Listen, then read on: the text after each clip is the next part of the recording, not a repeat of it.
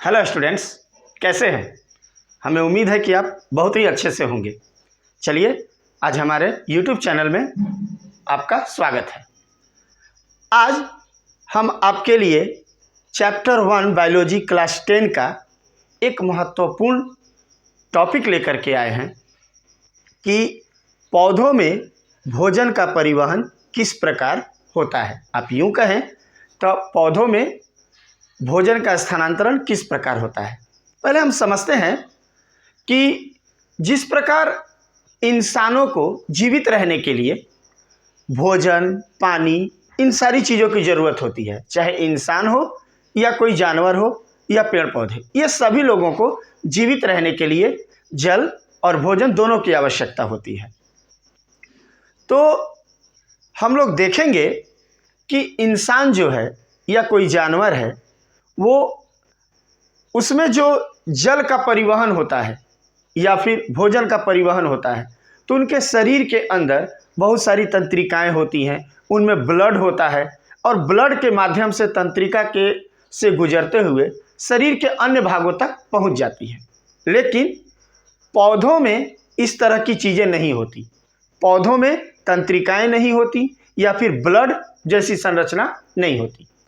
तो पौधों में भोजन का परिवहन किस प्रकार होता है ताकि पौधे जीवित रह सकें, इसको अच्छे ढंग से समझने के लिए आप अंत तक हमारे वीडियो में बने रहें ताकि हम आपको अच्छे ढंग से इसे समझा सकें। तो चलिए हम चलते हैं कि पौधों में भोजन का परिवहन अर्थात स्थानांतरण एक जगह से दूसरे जगह कैसे होता है।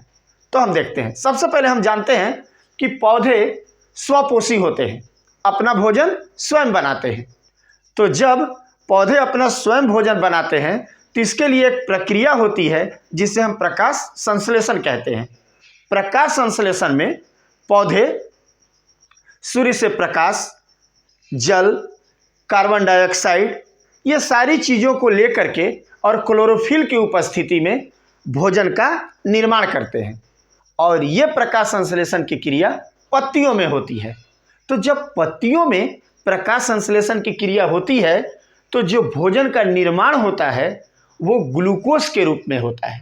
यहाँ देखेंगे, ये एक पेड़ है और यहाँ पर जो ये पत्ती है, हम ध्यान देंगे कि जब यहाँ प्रकाश संश्लेषण की क्रिया होती है तो देखेंगे कि यहाँ जो भोजन का निर्माण हुआ, मान लिया जाए कि प्रकाश संश्लेषण की क्रिया के दौरान यहाँ भोजन का निर्माण हो गया, तो ये भोजन जो है वो ग्लूकोज के रूप में रहता है और पत्ती को जब ज़रूरत होती है तो ये भोजन का इस्तेमाल अपना कर लेता है।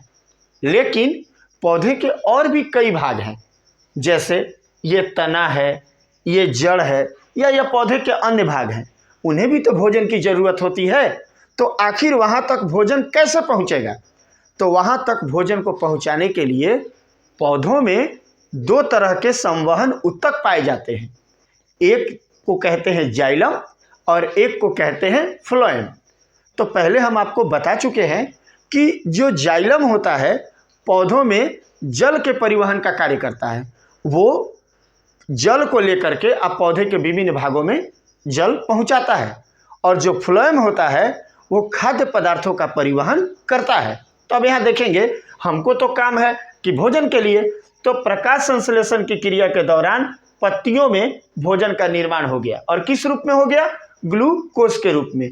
और पत्तियां उसे अवशोषित कर ली, जितना ज़रूरत है ग्लूकोज का इस्तेमाल कर ली। लेकिन अब हम यहाँ देखते हैं कि इस तना में और इस जड़ में भी भोजन की आवश्यकता होती है। तो कैसे होगी? तो हम पहले बता चुके हैं कि इसमें भोजन को ले जाने के लिए किस चीज़ की ज़रूरत होती है? तो फ्लोएम की। अब यहाँ देखेंगे, एक नली बनी है ये वाली, जिसे हम क्या कहते हैं? फ्लोएम। और यहाँ ये जाइलम, ये दो संवहन ऊतक होते हैं जिससे हो करके भोजन और जल का परिवहन होता है। तो अब यहाँ देखते हैं कि जब ये भोजन ग्लूकोज के रूप में बना और पत्तियां उसे ग्रहण कर ली और ग्रहण करने के बाद जब भोजन को इधर जड़ों और तनों तक लाना हो तो ग्लूकोज के रूप में ये इधर परिवहन नहीं हो सकते, उन्हें अपना रूप बदलना पड़ता है। तो ये ग्लूकोज जब परिवहन करने के लिए तैयार होता है तो उस समय ये ग्लूकोज सुक्रोज के रूप में कन्वर्ट हो जाता है। क्योंकि ग्लूकोज यहाँ तक जड़ और तने तक नहीं पहुँच सकता, वो पत्तियों तक ही सीमित होता है। तब इसके बाद हम देखेंगे कि ये ग्लूकोज, अब मान लीजिए कि ये ग्लूकोज है और यहाँ पर ये सुक्रोज के रूप में बन गया। अब जब ये सुक्रोज के रूप में बन गया तो अब ये आसानी से पौधे के अन्य भागों तक पहुँचेगा। तो अब हम ध्यान देंगे कि इसे अन्य भागों तक पहुँचाने के लिए फ्लोएम नलिका की ज़रूरत होती है। तो ये फ्लोएम जो है, निश्चित है कि फ्लोएम का जो भाग है वो पत्तियों तक पहुंचना चाहिए, तो उसमें होगा तभी ना पौधा पत्तियों से भोजन इधर आएगा। तो जी हाँ, ये आपका फ्लोएम हो गया। और यहाँ हम देखेंगे कि लाल कलर से हम यहाँ दिखाए हैं कि ये फ्लोएम का कुछ भाग ये पत्तियों में अंदर गया है। आप ध्यान देंगे कि पत्तियों को ध्यान से देखेंगे तो उसमें लाइनिंग की तरह खींचा हुआ एक नली की तरह संरचना नजर आती है, तो उसमें ये फ्लोएम चला गया। और जब यहाँ ये चला गया तो ये भोजन को लाने के लिए तैयार है, लेकिन भोजन हमेशा लिक्विड रूप में आता है। जब तक ये घुलनशील रूप में ना हो, पौधे के विभिन्न भागों में परिवहन नहीं हो सकता। तो परिवहन होने के लिए जल की आवश्यकता होती है। तो हम यहाँ देखेंगे कि ये आपका हो गया जाइलम। और तो जाइलम जब जल लेकर के पत्तियों में जाएगा तो उसके लिए निश्चित है कि जाइलम का भी एक भाग पत्ती में पहुंचना चाहिए, और नहीं पहुंचेगा तो वहां जल नहीं पहुंचेगी। तो ध्यान देंगे कि ये रहा आपका फ्लोएम जाइलम, और जाइलम का देखिए एक भाग पत्ती तक पहुंचा है यहाँ तक। तो जब यहाँ पत्ती तक पहुंचा है तो निश्चित है कि यहाँ से ये जो जल है वो धीरे धीरे करके पत्तियों तक पहुंचेगा। और जब पत्ती तक पहुंच गया तो यहाँ देखेंगे ये हो गया जाइलम और ये हो गया फ्लोएम। और भोजन कहाँ उपलब्ध है? यहाँ फ्लोएम के पास। तो जब फ्लोएम में ये भोजन आएगा तो इन जाइलम की नलिकाओं से कुछ जल रिस करके फ्लोएम में आ जाता है। तो फ्लोएम में जल आ गया और यहाँ पर ये भोजन आ गया, और ये भोजन किस रूप में है? सुक्रोज के रूप में। तो अब ये सुक्रोज घुलनशील अवस्था में हो करके और यहाँ से ये भोजन फ्लोएम के द्वारा धीरे धीरे तना तक पहुँचता है। तना में जो होता है, जो जाइलम, उसमें कुछ नलिकाएं होती हैं जिसे हम कहते हैं चालनी नलिका। अब ये देखिए जाली की तरह कुछ चालनी नलिकाएं इसमें होती है फ्लोएम में।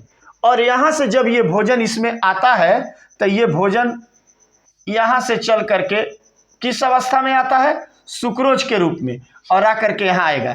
यहाँ से ये छनेगा, फिर यहाँ आएगा, फिर यहाँ छनेगा, फिर यहाँ आएगा, फिर ये छनते छनते यहाँ तक पहुँचता है। तो जब यहाँ तक ये पहुँचेगा तो आकर के जड़ तक पहुँच गया। यहाँ पर तना भोजन कर लिया और उसके बाद यहाँ भोजन लेने के बाद ये सीधे आ गया जड़ में। जड़ को भी भोजन मिल गया, और जड़ जितना भोजन करता है वो कर लिया।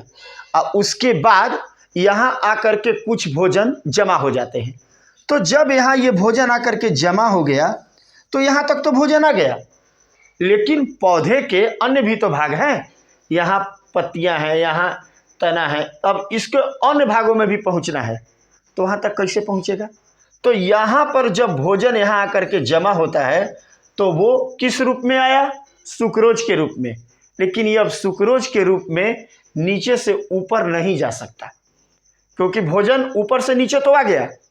जो जल का परिवहन होता है वो नीचे से ऊपर की ओर जाता है, जड़ से खींचा और ऊपर के अन्य भागों में चला गया। लेकिन भोजन पत्तियों से आ गया नीचे, और यहाँ ये किस रूप में बदल गया? स्टार्च के रूप में। अब इसको जब ऊपर भेजने की ज़रूरत होती है तो फिर ये भोजन स्टार्च के रूप में यहाँ से फिर ऊपर जाना शुरू करता है, और पौधे के विभिन्न भागों में ये भोजन स्टार्च के रूप में अन्य भागों तक पहुँच जाता है, और इस प्रकार पौधे के विभिन्न भागों तक भोजन का स्थानांतरण हो जाता है। लेकिन ध्यान देंगे कि कभी कभी ऐसा होता है कि मान लिया जाए कि मौसम खराब हो, 3-4 दिन तक धूप ना उगे, या बारिश का मौसम हो, तो प्रकाश तो होता नहीं है, तो उस समय प्रकाश संश्लेषण की क्रिया नहीं होगी, तो आखिर इनको भोजन मिलेगा कहाँ से? तो वही भोजन जो यहाँ जड़ों में आकर के स्टार्च के रूप में जमा होता है, उस परिस्थिति में पौधे प्रकाश की अनुपस्थिति में, जब प्रकाश संश्लेषण की क्रिया नहीं होती है या बहुत कम होती है, तो इसी स्टार्च का उपयोग करके और ये भोजन का प्रयोग कर लेते हैं।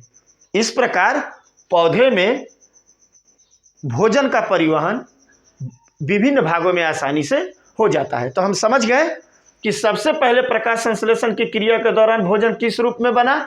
ग्लूकोज के रूप में। कहाँ तैयार हुआ? पत्तियों में।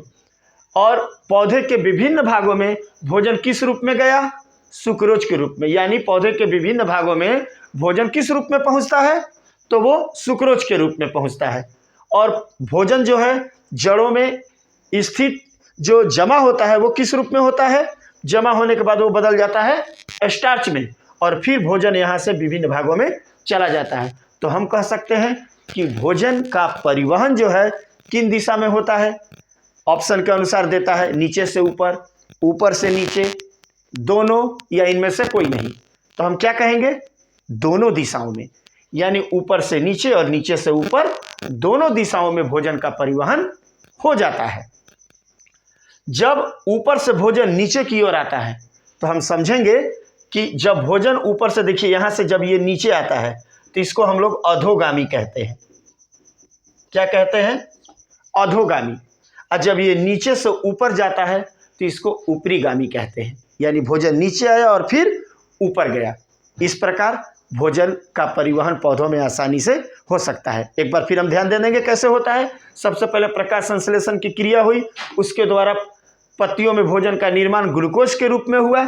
उसके बाद ये ग्लूकोज सुक्रोज के रूप में बदल गया, और ये सुक्रोज फ्लोएम के माध्यम से पौधे के विभिन्न भागों में पहुंच जाता है। उसके बाद जड़ों में यह स्टार्च के रूप में जमा होता है, और फिर यह स्टार्च के रूप में नीचे से ऊपर पौधे के विभिन्न भागों में पहुंच जाता है। इस प्रकार पौधे में भोजन का स्थानांतरण हो जाता है। हमें उम्मीद है कि आपको ये वीडियो समझ में आई है और आपको ये वीडियो अच्छी लगी है। अगर आपको ये वीडियो अच्छी लगी हो तो आप इसे लाइक और सब्सक्राइब करना न भूलें, और बेल आइकन बटन पर क्लिक अवश्य करें ताकि मेरा नेक्स्ट वीडियो आप तक बड़ी आसानी से पहुंचे, और हमें वीडियो बनाने में अच्छा भी लगे ताकि वो आसानी से आपके पास पहुंच जाता है। तो चलिए, तब तक के लिए जय हिंद।